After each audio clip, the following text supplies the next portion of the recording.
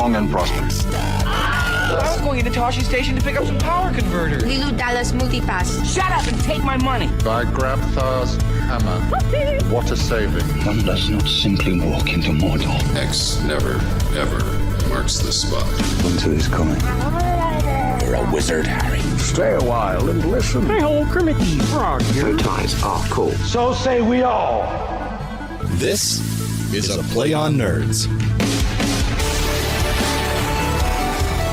Welcome to episode 236 of A Play on Nerds. I'm one of your lovely co-hosts, Jarman. And I'm the average-looking co-host, Steve. Stop bringing looks into this. You're the one that keeps saying lovely. Lovely, like personality-wise. That is not what I was known for in high school. Just average personality, too, I guess. Depends if we're grading on a bell curve, you know. Anyways, this week, I'm just going to be fully transparent and honest with the audience. I thought it was hilarious. Yeah. So it's Thanksgiving episode, technically, for us here in the U.S. We are celebrating Thanksgiving soon, and we were going to watch a movie called Thanksgiving, fairly recent slasher movie that probably was going to be pretty decent. But no, Steve and I can't have something that nice because I had forgotten entirely that we had decided to do that. I thought we were doing a Nerd Roll of Fortune. Yeah, I forgot to update the calendar event, so it still said Nerd Roll of Fortune, and both of us just trusted it. And so Steve texted me today, and he's like, "Oh, crap, man. I thought this whole time we were doing a Nerd Roll of Fortune. I totally don't want to have time to watch the movie now.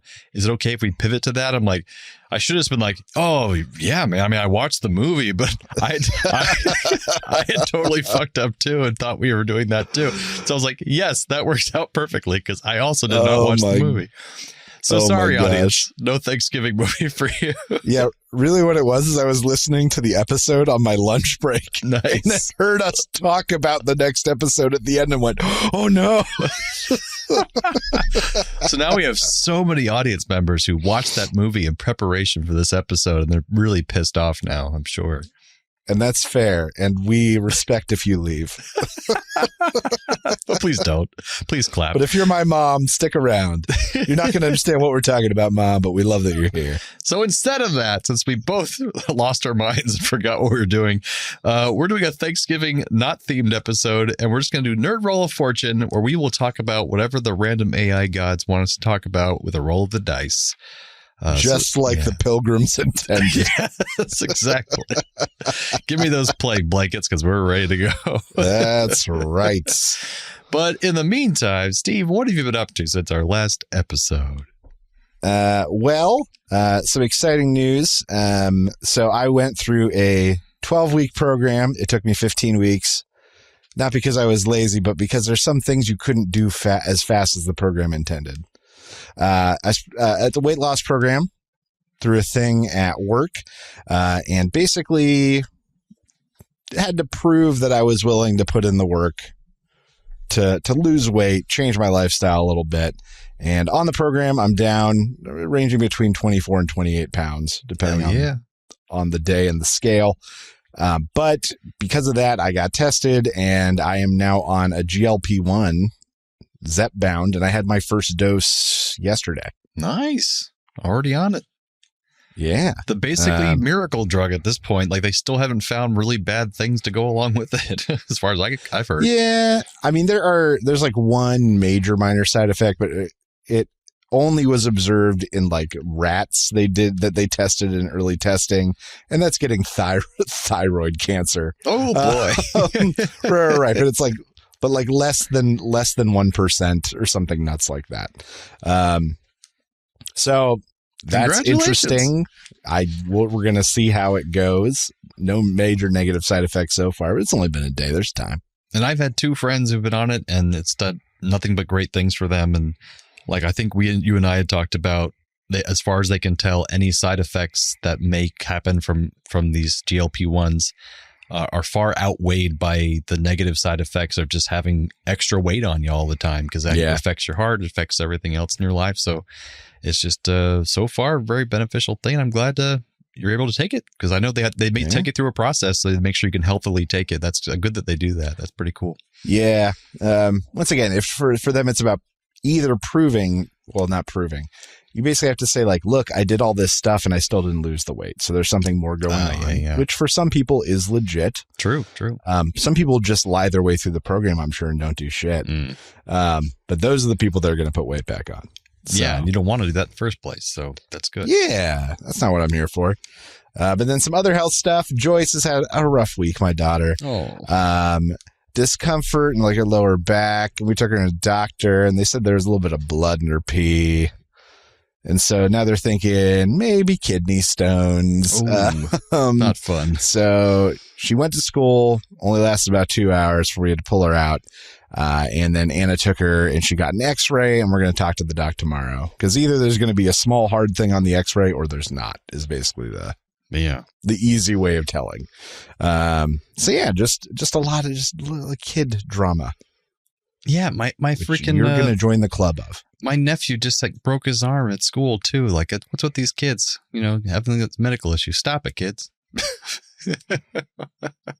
Man, it's like Clark Kent broke his arm. Yeah, Clark. Yeah. Oh man, Superman. Go figure. But I'm sorry to hear that. What have you been up to? Better. Yeah, me too.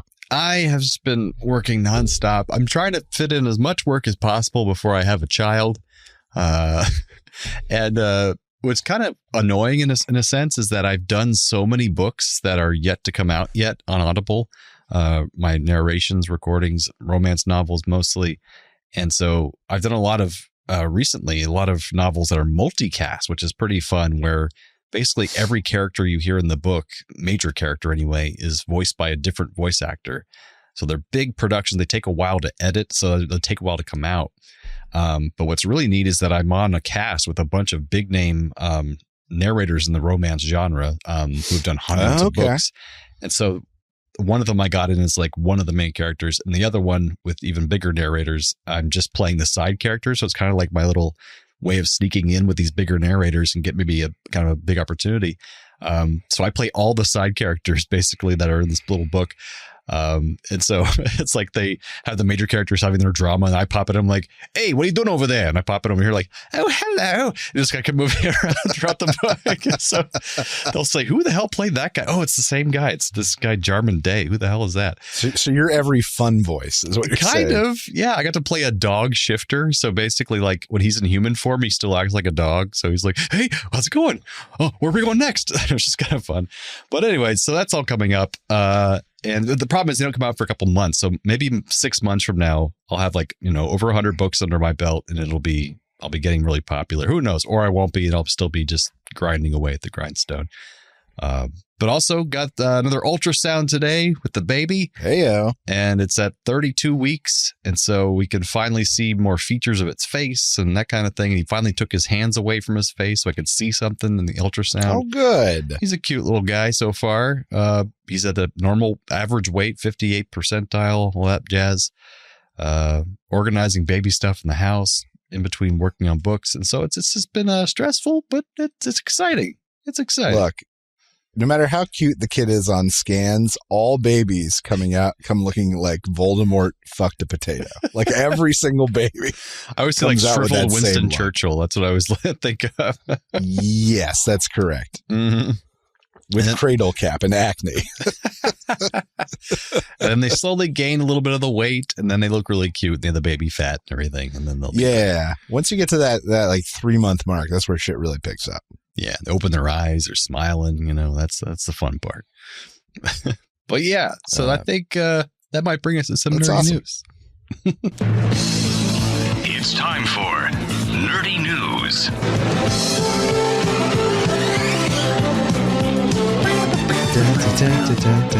All right, my cheeky name for my cheeky story this week is She's a Killer Queen. Well, in the ant community, 2 parasitic ant species are being observed doing some really insane behavior. They have an interesting tactic for survival that's not really been seen before in nature. The Lasius flavus and Lasius japonicus, tried my best, Well, once their colony grows to a certain size, new queens leave the colony, and they go and they seek out existing colonies of other ant species. So first, they take some time to blend in. They spend some time hanging out with the workers. They joke around. They grab a few brews. All the while, they are taking on the smell of the colony. So they take the time to get the odor of the colony on them. Now that they smell right, they work their way down into the queen's chamber, and they spend as much as a day. They said in one of the cases, spray the queen 16 times. They spray the queen with a special chemical scent that doesn't make her smell like anything, but what it does is it blocks her smell. Whoa. So then this makes all the workers attack and dismantle the queen, who is also their own mother. Oh my God. To get your head wrapped around that. Then once the workers murder the queen, the pretender queen slips into her place, lays her own eggs, and tricks the workers into carrying and raising her brood, which as they hatch slowly overtake the entire colony until there are none of the old ants left, and it's all their colony. I think I saw that happen on Game of Thrones. Nature is insane, guys. But scientists are really taking notice because, one, animals murdering their own parents is almost unheard of in the animal kingdom in any circumstance. Additionally, this shows that there are not only biological traits for parasites, but also there's a social aspect, as the pretender has to actively trick the home colony to get in position to use the biological side. Yeah. So it shows motivation and, once again, socially driven tactics that have major implications for evolution, which is absolutely crazy. And their little tiny minuscule brains that can accomplish that is insane. Right? That's how long they've been doing it. It's like built into them. How crazy is that? So yeah, don't get murdered by your children after someone sprays you with something stinky. And that's, she's a killer queen. Well, that brings us to some Nerd Roll of Fortune.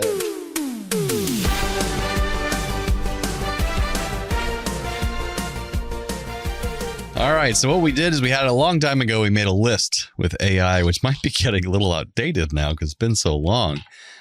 Probably the earliest version of ChatGPT. 20 big categories. We roll a D20 and we decide which category we talk about, and we roll a D10 to decide which little subcategory of that we're going to discuss. And first, we roll a D6 to see how many topics we're going to discuss. So go ahead and roll that D6. All right, Steve. Here we go. 3. All right, so you got a little breathing Middle of the room in road. these topics. Middle of the road. All right. I will roll the D20. Okay. Boop. I still haven't gotten a new dice, as usual. That is a 13. What is 13? That is geeky gadgets and technology. Ooh, all right. And subcategory will be number 5. Gaming accessories, controllers, keyboards, and headsets. Immediately what came to mind was, as kids, when we were playing Halo on the Xbox, we had huge Halo parties, and it was always you had different colored controllers, but the biggest thing was who had the Mad Catz controller, because the off-brand who got stuck with Mad Catz, because they always had stuck joysticks. The buttons didn't work right. It was terrible. So you could always blame it on the controller when you lost, because that Mad Catz there controller. Was a button for turbo mode that none of us really understood what it did. Yeah. And then I remember we had one, I think, for the N64. Yes. That had a slow-mo button on it. And when you hit it, all it did was rapid fire pause and unpause the game. That was all it did. That was slow motion. What is the purpose of that? Oh my God. I found out later what the turbo is supposed to do. So the turbo takes a button you put and turns it into a continuous input. So if you have turbo on and you hit the A button, it doesn't just hit A once, it hits A repeatedly. Like it does that for whatever button you're pushing. That could be useful in some circumstances, I guess. Some games, I guess. Wow. But yeah, that's my as soon as I saw controllers and gaming accessories. And then I remember one point we had a friend, Zach, who I still see almost every Sunday. We play some Hearthstone with him on Zoom.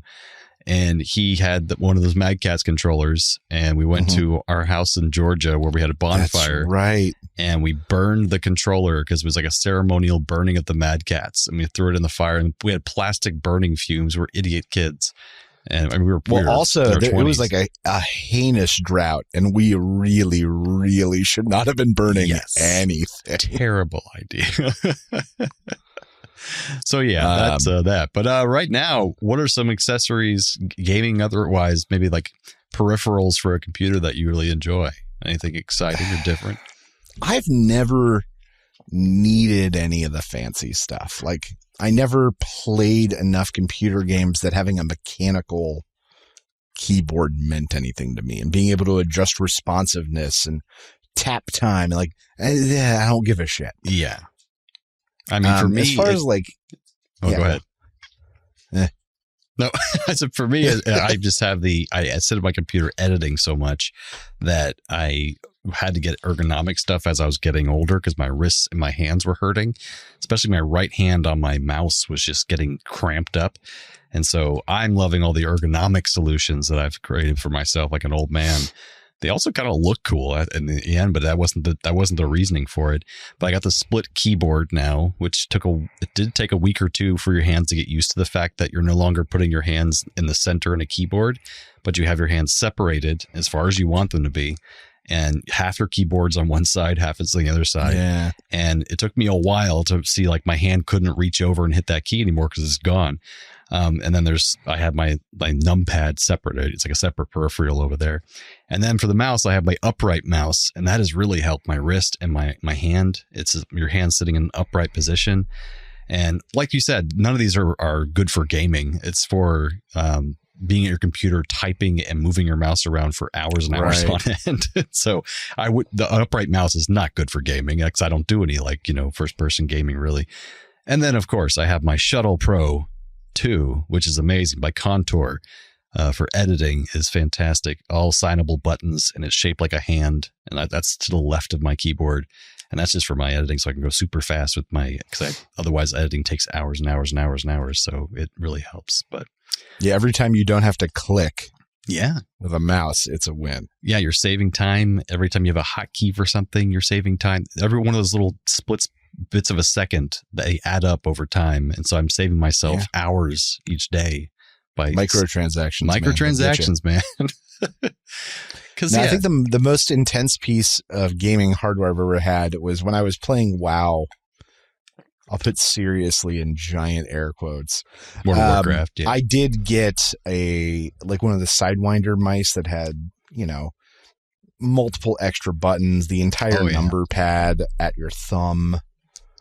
But even that I did not use to its full extent. A super way. Like it was convenient to be able to hit 2 more buttons, but I never mapped the whole thing. I wasn't that guy. If you were this age now and still a gamer, I think our brains are equipped where we'd probably do that. But now we don't game that much as far as like that advanced kind of gaming. But yeah, but otherwise for PS5, I don't do any of the special pro controllers. I just buy the cheap one because I know I'm going to destroy it. Over time. It's just a matter of time.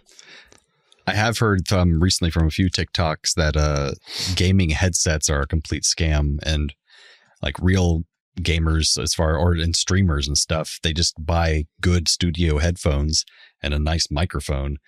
Is always going to be much better than having some fancy overpriced gaming headset that has a crappy microphone because it can't be that big. It's a tiny microphone, and the headsets, the sound usually isn't as good. They just look fancy, or they have light up things on them because they're trying to appeal to like teenagers, Yeah. My last one I bought was literally years ago at this point, and I think I bought it for like $22 or $25 or something. And I was like, "Don't you want to get a nicer one?" I went, "No, I want to spend little enough that when this breaks in some terrible way that I'm not upset about it. Yes, exactly. So $25, yeah, that's fine. There is the convenience of having the headset function, like if you were sitting there and it's on your face. That is convenient. Especially back in the day when we used to play Overwatch, I would sit on my couch and I'd have that plugged into my controller, the little headset, we'd be talking and stuff. But those days are long gone for now. But that's right. When I'm stuck back on when the the couch dinosaurs and roamed the earth. And honestly, when you were talking about Halo and the Mad Catz controller, what I thought you were going to bring up was the great dividing point for all Halo players at the time. Mm-hmm. And that was whether you were a Type S or a Type R controller guy. I can't remember what that means. So Xbox, when it first came to the US, the company that designed it was like, Americans have huge hands. We have to make a giant controller for them. And it was big. Like, it was a big, massive, fat controller. I remember you had to, that now. Hold it on the sides. And then there was major backlash. And so they came out with the Type S, which is more the size of what you're expecting now. Yeah, a normal size controller. A normal size controller. And I remember I love the big controller. I was like, finally, my meaty hands have somewhere to go. I am the American they're designing for. Okay, I'm just thinking of that South Park episode. I won't do the accent because I'll get canceled, but the episode that's your big, big penis, you Americans have these big, big penises. Chin Pokemon. But I loved it. And then when the Type S came out, like everyone said, oh, thank God. I always kept my Type R. Like I used Type R until the end because I love that big beast. Well, you'll like this because that directly connects what I was thinking of. What I'm excited about is the new Steam box coming out. Oh yeah. So basically, that's just Steam is coming out with their a box console almost, which is basically it's like a mini PC but preloaded with a Steam OS on there, so you can play all of your Steam games on your TV. And it's rumored that it's going to be between $500 and $800, but they hope it'll be as low as $500 to $700, so it'll be competitive with the recent systems. And the controller is big and fat and meaty. That's why I thought you might like it, but it's like a big fat meaty controller, and it has a little touchscreen thing on it, so you can like move. If it's a game that requires like a mouse movement, you can use your thumb to like kind of mouse around. But then it also has your standard joysticks and like a layout like a Xbox controller. So I'm excited about that. That might be the first system I buy in a long time. The last one I bought was for my wife, Xbox Series X, for my engagement present because she's a big gamer and she wanted to play the Fallout games. So there you go. Fair. But yeah, Steam box, I'm excited about it. I hope it's priced appropriately because if it's like $1,000, I don't know. I literally saw a quote from like the president of Valve today that was like, it's going to be priced like a PC, not like a console. He said, I don't know. No, he said that meaning cheap. He said, and they're saying that he means like a mini PC, like the ones that are sized like that. And he's implying that's going to be cheaper than a console. But I know, but the way I take that is a gaming PC, like a truly capable gaming PC that's going to last. If he means that, a couple generations it's going to of fail. Games. Yeah. Right. And that's the question is it going to perform the way that people coming from PC expect it to perform? Right. And they looked at the stats of it because they released the specs, and they said it'll have a little bit of trouble with like AAA games that are like at full graphics, but otherwise it can handle pretty much anything for the next 5 years. It just that it won't be like your top of the line gaming system. And the good thing is too, you won't be having to pay. Apparently Xbox and PlayStation now require you to pay money to play anything online. Is that true? Yeah. PlayStation Network. It's like a yearly thing. I think I pay $70 to so they're saying like do any online gaming I want. Yeah. With the Steam, you won't have to pay anything for that. So that adds, that kind of money adds up. And with Game Pass, yes, you get games for free while they're there, but you don't own them. And so if you like a game a lot, you have to buy it, and that adds more money there. Where Steam, they have these huge sales. Games are so cheap, and you own them forever. If you take it out of the Steam store, you still own that game forever. So there are some benefits, but that's my little gaming tangent there, where I'm actually getting excited about playing some short-term games on Steam, which would be kind of fun. But yeah, anyways, let's roll. All right, next topic. I'm going to roll the D20. You roll the D10. 14. 1 up. Ooh. Pop culture history. Oh, this could be very good or very bad. Yes. 3. Oh gosh. Keeping on the gaming topics, retro gaming, Atari, NES, and Sega Genesis. Right up our alley. Except for the Atari part, but Yeah, Atari was right before either our of time. us. Yeah. My first exposure, though, was something retro, and that was the Intellivision, which is what my brother had. I figure maybe your brother had that because he's Gen X, so he might have the television. And I remember, like, I could not play a single game for that thing. What The games were they? Do you controller was remember? difficult. The one that I really remember, that I have any memory of, it was like a cowboy game where you had to lasso like steers. Huh. But if any of them got past you, you lost. Oh, Jesus. So you were just trying to move up and down and like grab, and it was just done. You were just done. And that's the one game I genuinely can say I remember. They were always so hard. They were so difficult. Yeah, that's the thing. They were so hard. And at the time I was playing them, I was like 4 to 7 to a point where like I couldn't. I mean, what the hell was I going to do? I couldn't do shit. My first system was an NES, the Nintendo Entertainment System. And I don't know, maybe looking back, because I look at the timeline, and I would have been old enough where maybe the Super Nintendo might have just come out at that time, but my parents maybe got that used, or they just got it cheap because it was now the older system. But I think it was new when I got it, so they might have gotten like a new system, like on a discount because it was old at that point.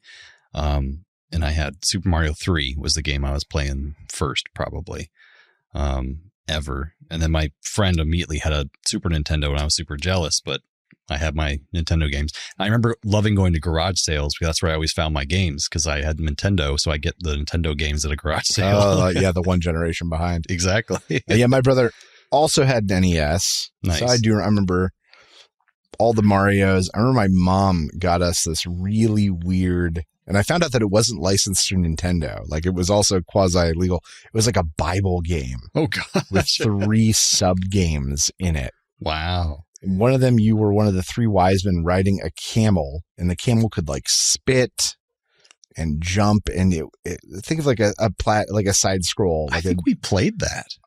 Yeah, man. It's weird. It's probably worth a lot of money now. It's probably a rare game. Yeah, but like I just saw someone review it, and I went, "Oh, I know that game. I'm very familiar with that game." But you had a Super Nintendo? No, so we skipped Super Nintendo. Okay. I also had friends that had it, and it was just I never had that either. So I lived with my brother's NES for a real long time, and then my first system, like my first real system, wasn't until I was 10. We moved to Florida. Mm-hmm. Because I had saved up a bunch of money, I think $350 in total or something between birthday money and that sort of stuff. And it was when the Nintendo 64 was announced. And so I was like, that is what I'm spending my money on. And so I remember we reserved it at Best Buy, the one on Colonial Drive. I don't know if it's still there. Yeah, it is. Believe it or not. It is, at that huge, crazy intersection that I saw last time. Mm-hmm. And we had to put money down, and I went and I got to play test Super Mario 64, like in Best Buy, and it was so stoked. And it was like 2 days from release, and my brother randomly showed up at after school program to pick me up, which was weird. And he was like, I heard that they had it in stock, and if you came down and had a pre-order, they were just giving it to you. And I went down, and they just gave it to me. So we got the N64 like 2 days before official release. We played the living shit. We only had one game. Like it was. Oh no, we had 2. We sprung the extra $50 that I had for Wave Race. Oh so we yeah, had the Mario Wave Race 64 too. and Wave Race. But that was the first system that was like my system. Mm. Yeah, I feel that because like my sister and I shared the NES a little bit, but then my first system that she had no interest in was Sega Genesis when I got that one. And that was right before the N64, of course. So I was a Genesis kid. It was always the pit against each other, either a Super Nintendo kid or you're a Sega Genesis kid. And I was a Sega Genesis kid, and Steve and I played the hell out of that Sega Genesis as well. I mean, really just one game. Just Streets of Rage 2. Streets of Rage 2. We can say all the games, but really it was just Streets of Mostly. Rage 2. And Cruisin' US. I played Cruisin' USA 64. That was what we played a bunch of. Yeah, that was 64. We played a crap ton of that. That's true. And GoldenEye, of course. And NBA Hang Time. Oh, yeah. Oh, my God. Just good times. Man, good times. And then I did eventually get a GameCube. I remember that. Yeah. Those weren't as... That was good. They lasted a little bit, but it wasn't as popular as the N64. No, I mean, really, what we played 90% of the time was Super Smash Brothers Melee. And probably there was probably a Mario Kart on there too, wasn't there? There was, but I don't really remember playing it. Yeah, I don't either. Actually, we played Mario Kart 64. That was it. Yeah. As far as retro goes, like that's kind of remember. The only other thing really I think to talk about is like arcades, which do exist, but we caught the very tail end of arcades being a thing. I'll say real arcade culture.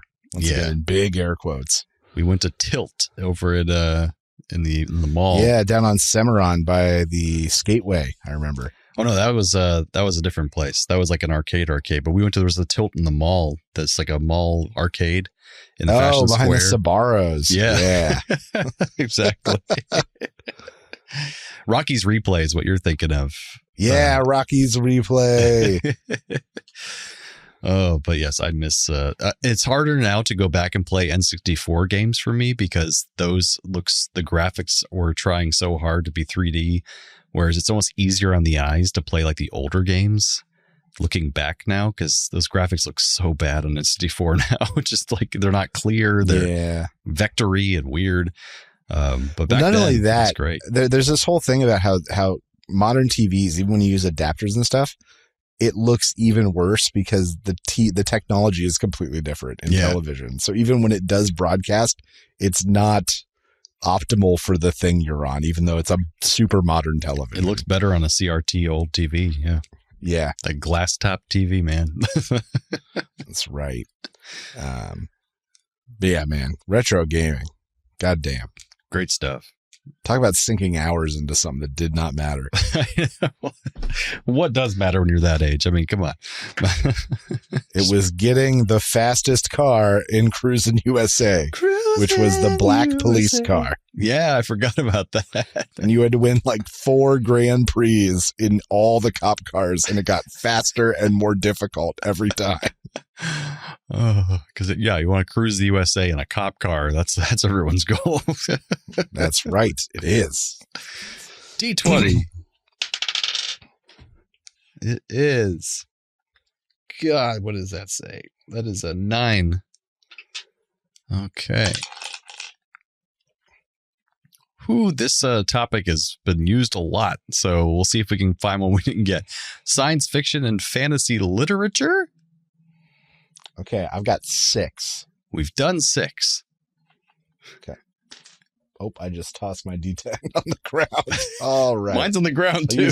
I'll use my D100. 10.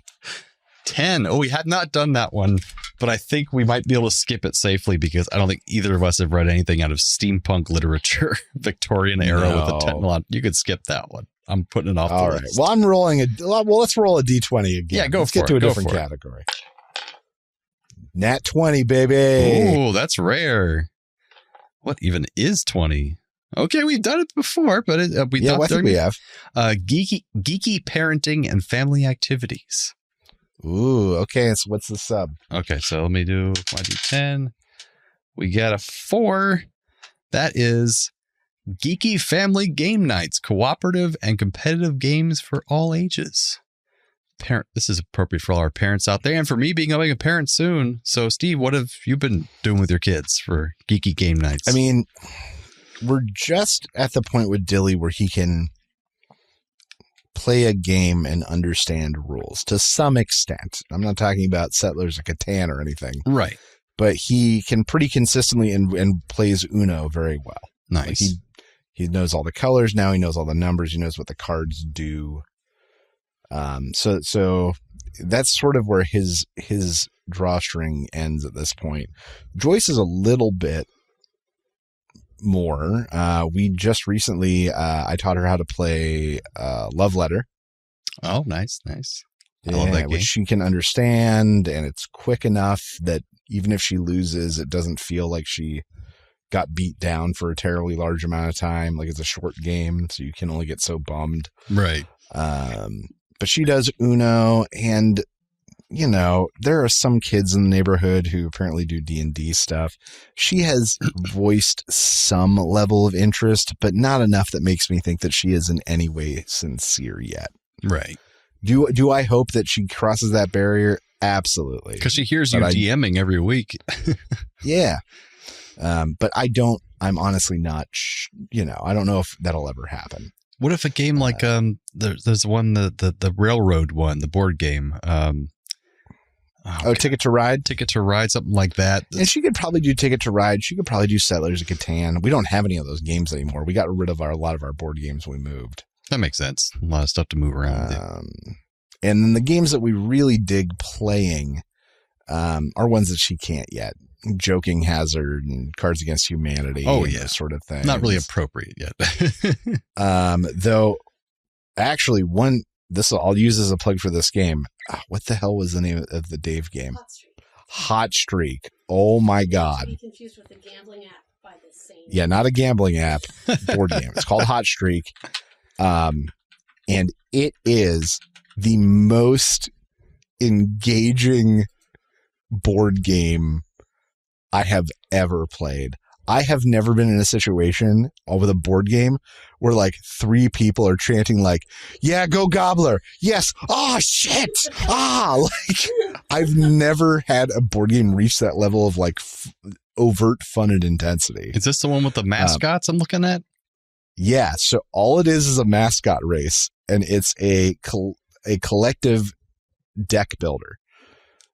So there's cards for each mascot. So it's like move 2, swerve right 1, fall down, turn around.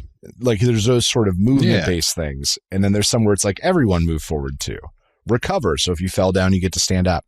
And so there's like 11 cards at the beginning that give you an idea of what the deck's going to be like. And then each round you get dealt a card and you get a choice to add it to the deck. So you can start favoring one mascot over another. You can try to sabotage a mascot.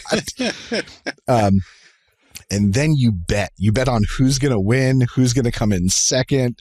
There's a condition every round where it's like, will at least 2 mascots crawl in the final stretch? And you can put a bet for yes or a bet for no. And then you flip cards and you literally race these mascots up the mat. That's adorable. And like watch the race unfold. And it is the single most engaging board game I think I've ever played. I'm and we looking play at it over. It has incredible replayability too. The game pieces are really adorable too. I like it. Is there a Homer highly Simpson recommend. No, there's a queen, a hot dog, a fish, and a big orange bear. Oh, apparently there's like a special edition version or something that has Homer Simpson in it. I'm seeing some pictures here, or someone just added that in on these pictures. But yeah, it looks adorable. But that's one where when they come over, we let Joyce and Dilly stay up late enough that they can play it, and they both get it. Like they both get into rooting for people. Oh, nice. And at one point, Joyce had to take over for Anna because Anna had to do something with Dilly, and like Joyce did well and jumped right in. It highly recommend. That was my radical recommend for this episode, but now it is. Now it is my radical recommend. I like it. Yeah, I'm hoping I can get, in 5 years when my kid can actually start playing games, we play some board games and stuff. Because it's just been a big part of my life. And I always, for my birthday every year, I usually try to get together a board game night, not D&D, but like a board game night, because it's so rare to get adults our age together to play board games these days. So, and we have a huge collection downstairs of board games that we never get to play. A lot of them aren't even open. They have still the shrink wrap on them. It's sad. It's a travesty. Travesty, I tell you. Travis Shamockery. But anyways, I think for the next time we do Nerd Roll of Fortune, we should probably re-roll a new list. Yes, we're getting to the point, where we are starting to hit doubles of things on a much higher basis. But also, as you mentioned, I think one of the categories you said, category 5, we'd never touched. And it was like science news and breakthroughs. And developments. And it was like, that's like 2 years old. Yeah. Yeah, so it's time for a new list when this does come back. So look forward to that, folks. That's right. But that's it for Nerds Roll of Fortune. Yeah. But that brings us to some radical recommends. Hi, recommend. If you have the means, I highly recommend picking one up. What do you recommend I do? I recommend Pleasant. All right. So my radical recommend this week is not that radical, but it was one of those things I had a sudden realization about. So on Sunday, we went to our local theme park, Kennywood, for a couple hours. They just put up all the holiday lights stuff. And so we went and sort of checked it out. And it ended up being colder than we expected. So I wore, like a sweatshirt, hoodie, and I was fine for a little bit. Then once the sun started going down, even I started getting cold. Joyce was shivering and those sort of, it was one of those things where we underdressed and we were fools and young. And I looked around and I was like, man, everyone else is wearing sweatshirts. Why am I the only one freezing to death? And I started seeing a pattern. And so while a lot of people were wearing sweatshirts, the ones that were fine were people that were wearing vests. Mm-hmm.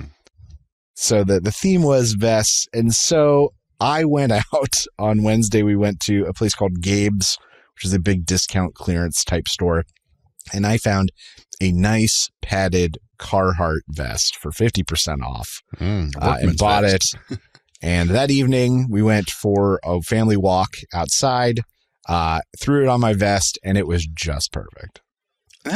Keeping your core warm is enough in most cases. Don't you like your extremities are the first things that get cold, though? That's why I was confused about vests.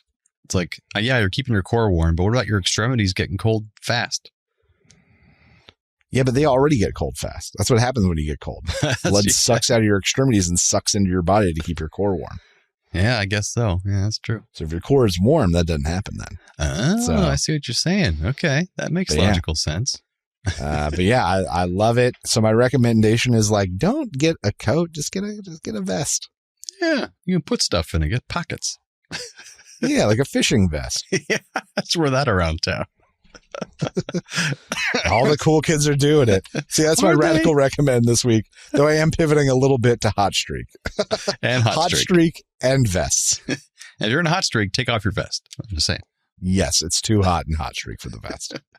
Well, that's fantastic. I will never use that in Florida, but thank you very much. Hey, it gets cold there for 2 weeks. 2 days these days. I think we already had them. They're gone.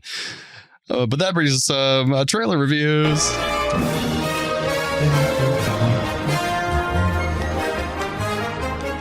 All right, so this week I found a movie that I actually would want to watch because I watched all 6 of the others. It's Scream 7. So we have Neve Campbell coming back as looks like pretty much the lead in this film. She was a smaller role, I think in the 5th or 6th movie she had come back. People were surprised. But she was there, and then she wasn't there for the last movie. It was like a new cast of people they're trying to push to kind of restart the franchise. And wasn't Jenna Ortega amongst them? Yeah, Jenna Ortega. Actually, I think they were there for the last 2 movies. And now that's crazy. Now they're gone. They're all just gone. And it's back to Neve Campbell, and she's got her daughter in the trailer. Courtney Cox makes an appearance. I thought she had died in the last movie. I guess I was wrong. I must have misremembered that. But yeah, so the masked killer is back, and we don't know who it is, but they're implying that it's someone from her past. Where we grew up. Yeah, they say where we grew up. Used. And so I don't know if they're going to bring someone back that we thought was dead. But it looks like it's well made. There were some good real scares in there, but they're losing some of the comedy that was there in the old movies, I feel like. I don't know. Yeah, I mean, the original ones were so self-aware. There was literally, Jamie Kennedy's character, who was literally saying what was going to happen in the movie. Yeah. And so you're right. Some of the levity that came with that approach is certainly not there anymore. Yeah, because I get that they still take itself seriously. They towed a line very well in the originals where it's not a comedy, but they still had funny and levity moments because it's making fun of the genre, but not being a comedy. It's still supposed to be scary or at least thrilling, But I feel like this is a swing back of the pendulum because you had Scream, you had I Know What You Did Last Summer, and those ones that set the standard, and then that birthed Scary Movie. And all the scary movies and all of the other things from that production company that were just lampooning and became the commentary on these movies. Right. They made fun of the movie, making fun of the genre. Like it was right. So like maybe that's why. Maybe they're like, well, crap, we don't need to be commentary on this anymore. We'll just be serious horror movie. Yeah. Yeah. But I like the other ones. They're all fun. The last two, not as much, but they were okay. You know, they're still interesting, and I like how they keep bringing back some characters from the old ones and tying the mythology in. I don't know. What have you thought of the series? I mean, I can't sincerely say I have seen one since 3. Oh, okay. So it's hard for me to have like a real strong feeling about this. You know, it's just such an oversaturated genre now, and you know, you want to pay homage because Scream was really, not say the original, there were teen murderers before that. You know, you've got Halloween, for God's sake, with Jamie Lee Curtis, and Sleepaway Camp, and, you know, all those. He was kind of commenting on those movies. But Scream was like the second coming of that genre. And I don't know why they keep doing this. Someone's making money. Someone is, yes. Someone is making money. It must be Neve Campbell. They're cheap to make. Because Courtney Cox sure as shit doesn't need the money. She's got that Friends money. She got Friends money and Cougar Town. That's right. But I don't... if this comes on a service I pay for, I will watch it. But otherwise, this is not a movie I'm going to go seek out. Oh, yeah. I watched them all on streaming when it came out later on, and you could probably watch Scream 1 through 4, and then skip 5 and 6 where they had this new cast, and then you could go back and to see this one because it's like, so just go up to Scream 4. But they were all decent. They're fun. So I probably give this one. I'm going to give it Raul Julia sitting in the house, and he gets a phone call, and he hears the phone call. Hey, Raul. Yes? Go to the bedroom. I'm in there. Who? I know you're in there. That's where you live. No, it's not. It's not Gary. It's somebody else. It's a scary man. And he goes in there and he's dressed up in the black jumpsuit, but he doesn't have the mask on because he doesn't need it because that's just how Gary Busey's face looks. I'm going to give this Raul Julia. He's had a long day down at the plant. He's driving home and he starts to see the flash of emergency vehicles. He goes, please not my house. Please not my house. And he pulls up and sure enough, there's like 3 fire trucks and 2 ambulances. The house is just on fire and standing out front amidst the flurry of activity of firefighters and paramedics, Gary Busey in a black robe with that iconic red gasoline can. I was like, Gary, what happened? Gary goes, Raul, there was a murder inside. Gary goes, there was a spider again, wasn't there? Gary goes, yeah. I'm sorry. So that's the rating I give this. Oh, that's great rating. That's great rating for this trailer.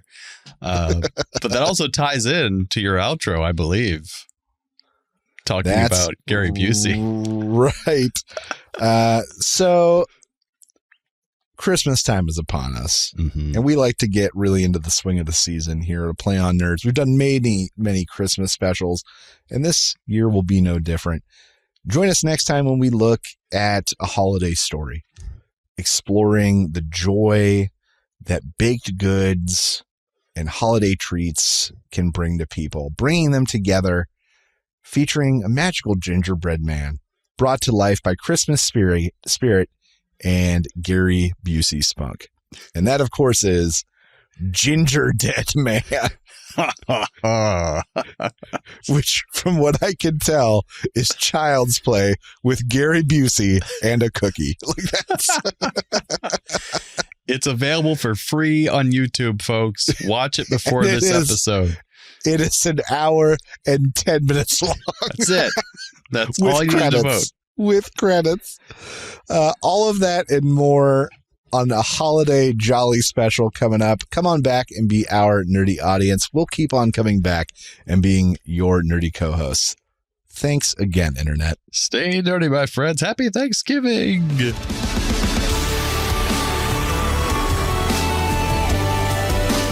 Thanks for listening to A Play on Nerds. Feel free to email feedback at aplayonnerds.com with all your questions or comments. Shoot us a message on Facebook or Twitter and earn yourself a sweet shout out on the show. Review us on YouTube, Spotify, or Apple Podcasts so even more nerds can find us. Tell your friends, tell your enemies, we aren't picky. Check out our entire back catalog and other offerings at aplayonnerds.com. And how?